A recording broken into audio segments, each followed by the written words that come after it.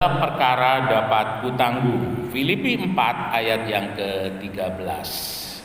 Filipi 4 ayat yang ke-13 dipersilakan.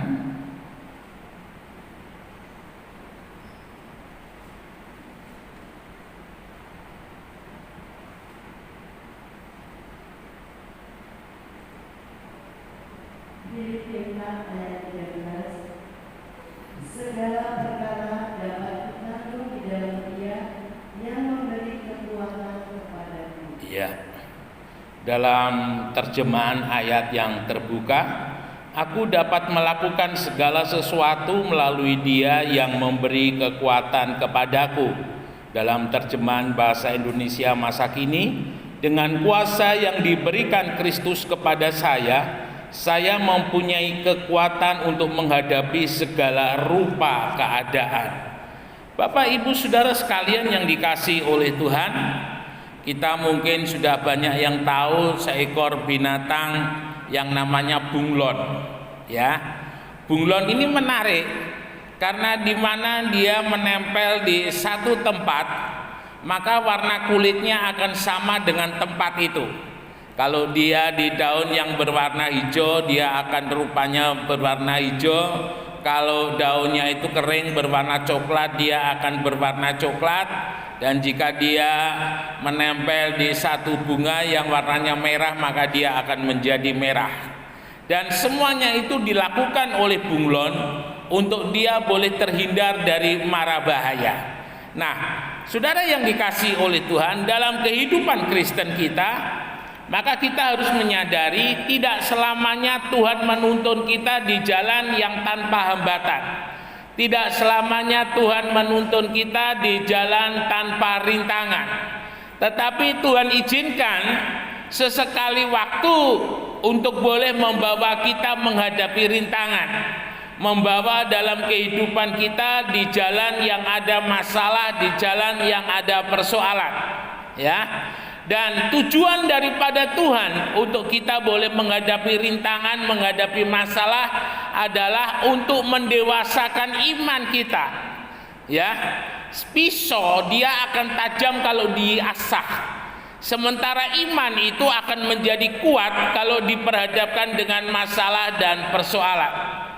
Bangsa Israel adalah satu contoh di mana Tuhan membawa mereka keluar dari Mesir ke tanah perjanjian, tidak melalui jalan yang rata, tidak melalui jalan yang tidak ada hambatan.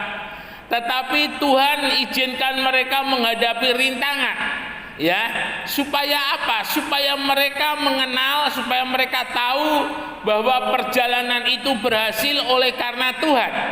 Ya, jangan sampai dalam kehidupan bangsa Israel ketika dia berjalan tanpa rintangan, tanpa hambatan, tanpa sesuatu yang bisa membangun iman mereka, mereka berpikir bahwa itu semua adalah karena hasil kerja keras mereka.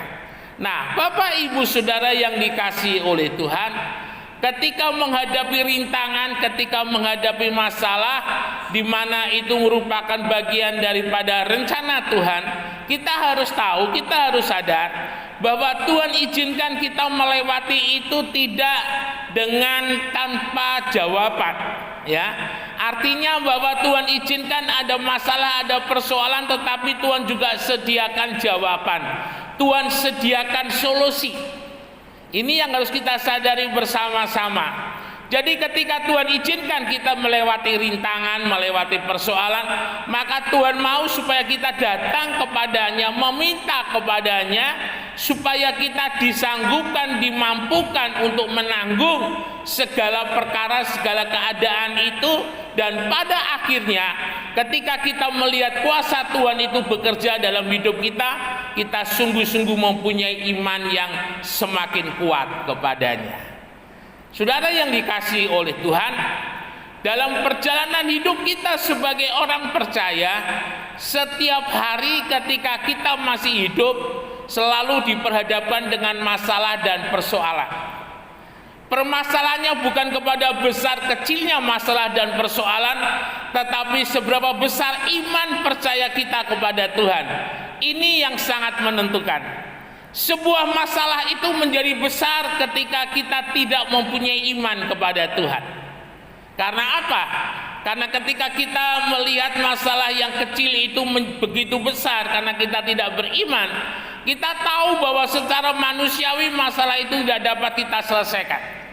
Kita tahu bahwa persoalan itu sulit untuk kita selesaikan. Tetapi ketika kita beriman dan ada bersama-sama dengan Tuhan, sebesar apapun masalah dan persoalan yang kita hadapi, maka kita melihatnya itu sebagai sesuatu hal yang kecil. Untuk itu Bapak Ibu Saudara yang dikasihi oleh Tuhan, kita perlu untuk menyadari bersama-sama bahwa penyertaan Tuhan seperti halnya bangsa Israel dalam tiang awan dan tiang api untuk menyatakan kemuliaannya di dalam pernyataannya, kasihnya, mujizatnya di dalam pernyataannya yang akan selalu ada di dalam kehidupan kita. Nah, sekarang kita mau melihat sejenak bagaimana keberadaan seseorang yang berjalan bersama-sama dengan Tuhan. Dalam Yesaya 46 ayat yang keempat di sana dikatakan, sampai masa tuamu aku tetap dia, dan sampai masa putih rambutmu aku menggendong kamu. Aku telah melakukannya dan mau menanggung kamu terus. Aku mau memikul kamu dan menyelamatkan kamu. Ketika kita beriman kepada Tuhan, ketika kita berjalan bersama-sama dengan Tuhan, kita ada di dalam gendongannya Tuhan. Seperti puisi jejak-jejak kaki yang seringkali saya singgung, bagaimana di sana diceritakan tentang seseorang yang dia mencoba untuk boleh merekam kembali perjalanan hidupnya, dan dia katakan di dalam dialog dalam puisi itu, Tuhan, ketika aku menghadapi masalah yang paling berat dalam hidup ini, di manakah Engkau? Karena aku hanya melihat sepasang kaki di bekas kaki yang ada di pasir. Lalu kemudian Tuhan bilang, itu sepasang kaki itu bukan sepasang kakimu, tetapi itu sepasang kakiku. Lalu aku di mana Tuhan? Kamu ada di dalam gendonganku. Nah, Bapak Ibu Saudara yang dikasihi oleh Tuhan, dalam hidup orang yang percaya kepada Tuhan, ketika berjalan bersama-sama dengan Tuhan, dia bisa menanggung segala sesuatu dalam segala keadaan karena dia ada di dalam gendongannya Tuhan. Ketika kita digendong oleh Tuhan, maka kaki yang kena duri, maka kaki yang kena batu, maka kaki yang basah tergenangi air, maka kaki yang harus berjuang melewati tebing dan jurang, itu adalah kakinya Tuhan. Sementara kita aman nyaman di dalam gendongannya Tuhan. Artinya bahwa dalam segala situasi dan kondisi, ketika kita ada bersama-sama dengan Tuhan, Tuhan menggendong dalam hidup kita. Dan kita tidak merasa berat dan kita tidak merasa payah. Di sana Tuhan ajarkan bahwa belajarlah kepadaku untuk memikul kuk. Karena kuk yang kupasang itu ringan, tidak berat. Ketika kita berjalan bersama-sama dengan Tuhan. Hal yang harus kita sadari bersama-sama ketika kita ada bersama-sama dengan Tuhan, kita ada di dalam gendongannya Tuhan. Ya, artinya bahwa yang menghadapi semuanya itu adalah Tuhan, karena kita ada di dalam gendongannya Tuhan. Lalu kemudian yang berikut adalah Roma 8 ayat yang ke-28.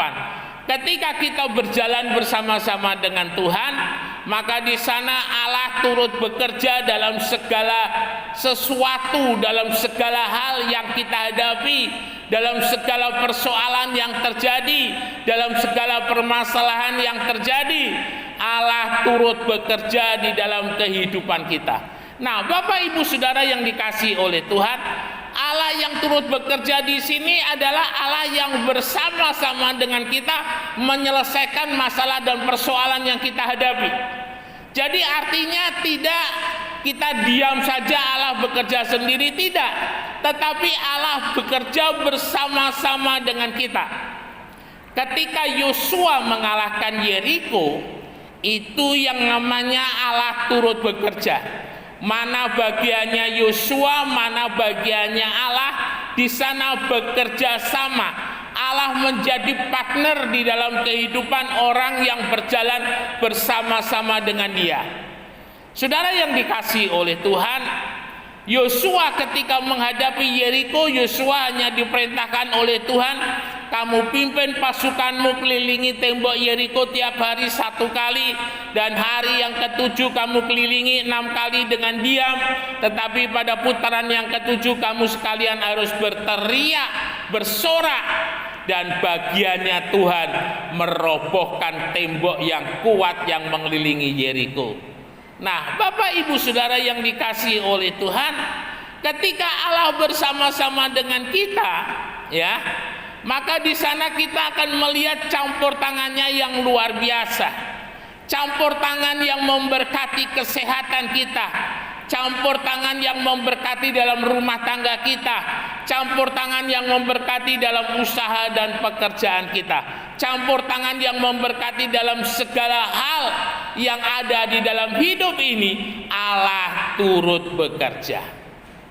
Bapak Ibu yang dikasihi oleh Tuhan, ketika Daud menghadapi Goliat, maka Goliat itu adalah musuh yang besar bagi Saul, ya. Goliat itu menjadi musuh yang besar bagi tentara Israel, tetapi tidak bagi Daud. Goliat itu kecil bagi Daud. Goliat itu tidak ada apa-apanya bagi Daud. Mengapa Daud berani? Karena di dalam kehidupan Daud percaya ada Allah yang bersama-sama dengan dia. Dan ketika menghadapi Goliat, Allah turut bekerja untuk mendatangkan kemenangan bagi Daud. Sulit untuk menembak jidat daripada Goliat, ya, apalagi pada masa itu tidak ada senjata seperti sniper begitu yang ada teropongnya sehingga tembakannya tidak meleset, tetapi hanya menggunakan ketepil. Nah, saya yakin dan percaya Daud memainkan ketepil, tetapi Allah yang mengarahkan batu itu mengenai jidat daripada Goliat. Konon ketika jidat daripada Goliat itu kena batu ketepil yang dilemparkan oleh Goliat, kepalanya Goliat ini otaknya retak, saudara. Ada penafsir yang mengatakan yang membuat Goliat sampai roboh itu karena membuat di dalam tengkoraknya Goliat itu retak, sehingga Goliat tidak bisa apa-apa dan dia akhirnya jatuh dan akhirnya Goliat disembelih dan Goliat kalah. Nah, ini yang perlu kita sadari bersama-sama, bahwa ketika kita ada bersama-sama dengan Tuhan, kita cakap, kita kuat menanggung segala sesuatu, ya. Dan ketika kita menanggung itu semua, Allah turut bekerja bersama-sama dengan kehidupan kita.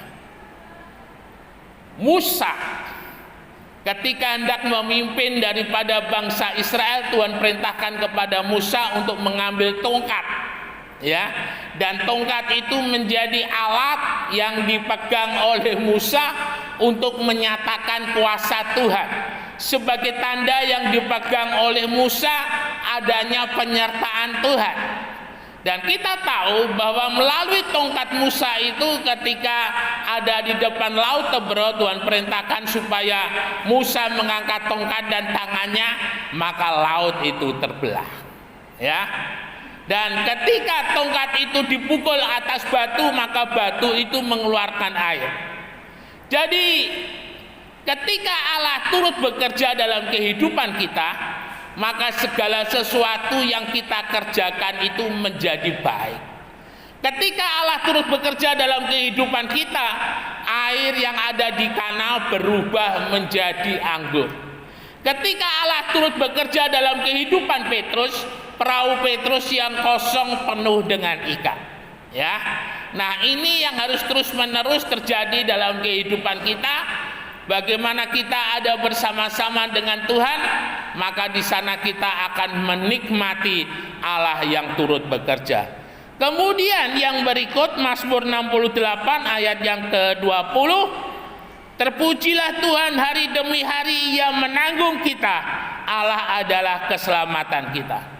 Tuhan menanggung dalam kehidupan kita itu tidak hari ini, esok tidak, atau minggu ini, minggu besok tidak, tetapi tiap hari, tiap jam, tiap menit, tiap minggu, tiap bulan, sepanjang tahun yang kita lewati, Allah ada bersama-sama dengan kita. Dan Allah turut bekerja di dalam kehidupan kita sampai masa tua dalam kehidupan kita, sampai kita sendiri tidak berdaya, sampai kita tidak kuat, sampai kita tidak bisa lagi menanggung apa yang harus kita tanggung. Di sana Allah turut bekerja untuk memberikan keberhasilan, pertolongan, dan kemenangan atas kehidupan kita. Nah, saudara yang dikasihi oleh Tuhan, bagaimana dalam kehidupan orang percaya bisa mendapatkan kekuatan Tuhan yang menanggung di dalam kehidupannya? Maka yang pertama, orang percaya harus dalam kehidupan kita, orang percaya harus meyakini bahwa hidup kita adalah miliknya Kristus. Ya, bahwa hidup kita dalam 1 Petrus 1:18-19 sudah ditebus, bahwa dalam kehidupan kita adalah miliknya Kristus karena kita sudah ditebus oleh Kristus. Nah, ini perlu untuk kita imani dan kita sadari setiap hari, bahwa hidupku ini bukannya aku lagi, tetapi Kristus yang hidup di dalam aku. Orang percaya kadang di dalam hidupnya, dia dalam situasi dan kondisi tertentu seringkali dia mengeluh, seringkali dia tanpa dia sadari dia mulai meratapi akan hidupnya. Ya, mengapa hal ini bisa terjadi?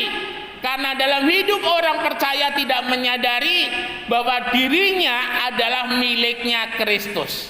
Dirinya sudah ditebus oleh Kristus. Kalau kita kepunyaannya Kristus, seperti biji matanya Tuhan, firman Tuhan katakan, maka Tuhan pasti akan menjaga dan melindungi dan memelihara di dalam kehidupan kita. Ya, ini hal yang penting untuk kita sadari bersama-sama, seperti halnya Sadrah, Mesak, dan Abednego. Ketika dia diperhadapkan dengan dapur api, ada dua pilihan: menyembah patung raja, dia hidup, tetapi ketika dia menolak menyembah patung raja, maka dia akan mati. Sadrah, Mesak, dan Abednego katakan, sekalipun Allahku tidak menolong aku sekali-kali tidak akan menyangkali dia. Artinya apa? Artinya Sadrah, Mesak, dan Abednego menyadari bahwa dirinya itu adalah miliknya Allah. Dalam segala situasi dan kondisi yang apapun juga, dia menyadari dirinya adalah miliknya Allah.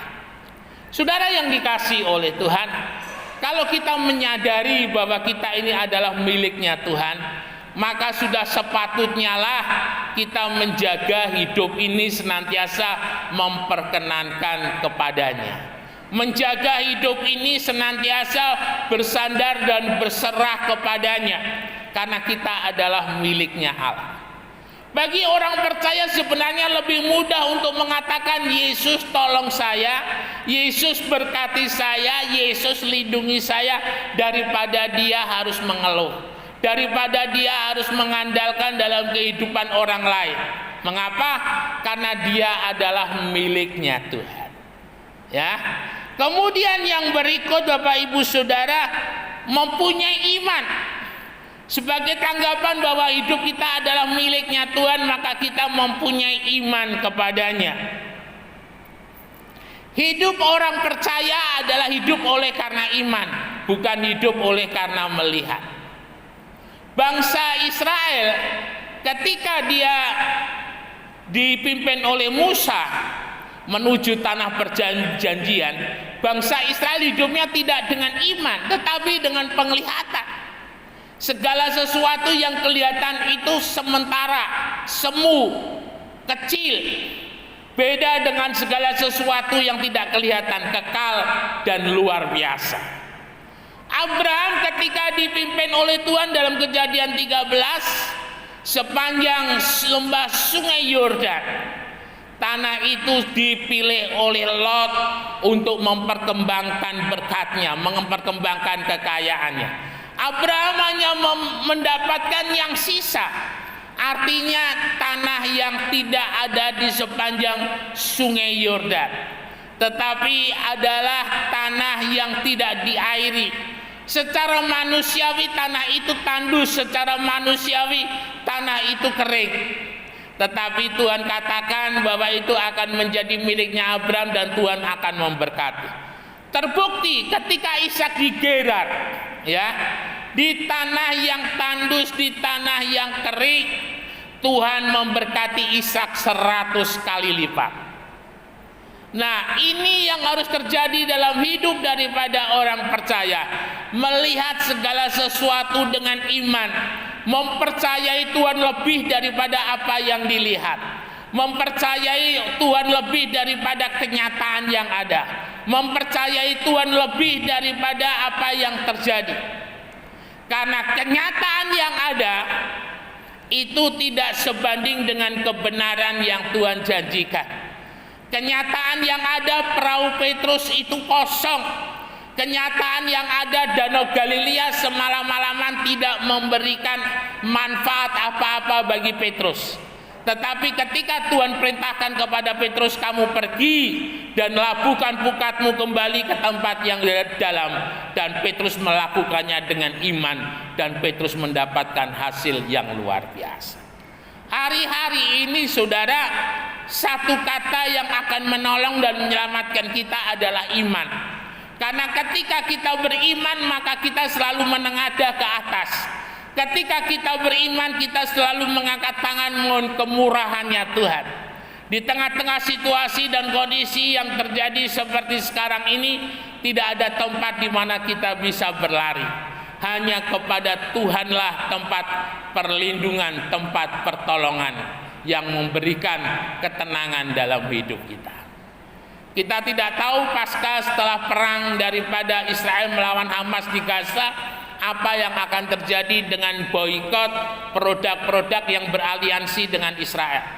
Kita tidak tahu pemilu 2024 nanti siapa yang memimpin Indonesia, kita tidak tahu, ya. Kondisi Indonesia apakah akan menjadi lebih baik ataukah menjadi lebih buruk? Saya tidak mau berspekulasi tentang itu semua, tetapi saya hanya percaya kepada Tuhan Yesus. Tanah yang di Gerar kering dan menghasilkan 100 kali lipat, oleh karena Ishak percaya ketika Tuhan katakan, pergilah kamu ke Gerar dan aku akan memberkati engkau. Kata-kata aku akan memberkati engkau, Allah akan memberkati, adalah kata-kata yang dipegang oleh Ishak ketika dia di Gerar. Kata-kata yang dipegang oleh Ishak ketika dia menabur benih, ya. Karena Ishak tidak akan menuai 100 kali lipat kalau tidak ada benih yang ditabur. Ada benih yang ditabur dan Tuhan yang menumbuhkan, dan Tuhan yang menghidupkan, dan Tuhan yang memelihara, dan Tuhan yang memberkati, memberikan hasil 100 kali lipat. Ishak berani menabur karena dia beriman Tuhan akan memberkati. Dalam hidup kita sebagai orang percaya, kita berani menghadapi segala sesuatu yang terjadi dalam hidup ini karena kita percaya Tuhan pasti tolong, Tuhan pasti buka jalan. Ketika kita beriman ada harapan. Ketika kita tidak beriman maka harapan itu sudah mati. Ketika kita beriman Allah turut bekerja. Ketika kita tidak beriman kekuatan kita terbatas. Ini yang harus menjadi perenungan dalam kehidupan kita bersama-sama, bahwa kita harus menyadari sebagai miliknya Tuhan, beriman kepadanya, dan selalu membawa kerajaan Allah dan kebenarannya adalah prioritas. Hal yang terakhir yang harus ada dalam hidup kita, jadikan Tuhan itu prioritas. Jadikan Tuhan itu yang pertama dan terutama dalam hidup ini, ya. ketika Tuhan menjadi prioritas dalam hidup kita, maka sudah pasti Tuhan akan mengutamakan dalam hidup kita. Tuhan akan memprioritaskan di dalam kehidupan kita, memprioritaskan mendengar dan menjawab doa kita, memprioritaskan untuk menolong di dalam kehidupan kita. Karena ulang kali, seperti murid-murid yang diterjang badai, Tuhan tidak menjadi prioritas. Tuhan seringkali menjadi nomor 2, nomor 3, nomor 4, bahkan nomor 10. Bahkan kalau ingat, ya, bahkan kalau sudah kepepet tidak ada yang lain yang bisa menolong, maka Tuhan menjadi nomor 100 sekian untuk menolong dalam hidup kita. Kita jangan seperti kisah janda Nabi yang terbelit hutang dan datang kepada Elisa. Karena dia menjadikan Tuhan, dia ingat Tuhan, setelah sekian ratus dia berusaha dengan pertolongannya dan dia tidak mendapatkan pertolongan. Saudara yang dikasihi oleh Tuhan, segala perkara dapat kita tanggung karena ada Tuhan di dalam hidup ini.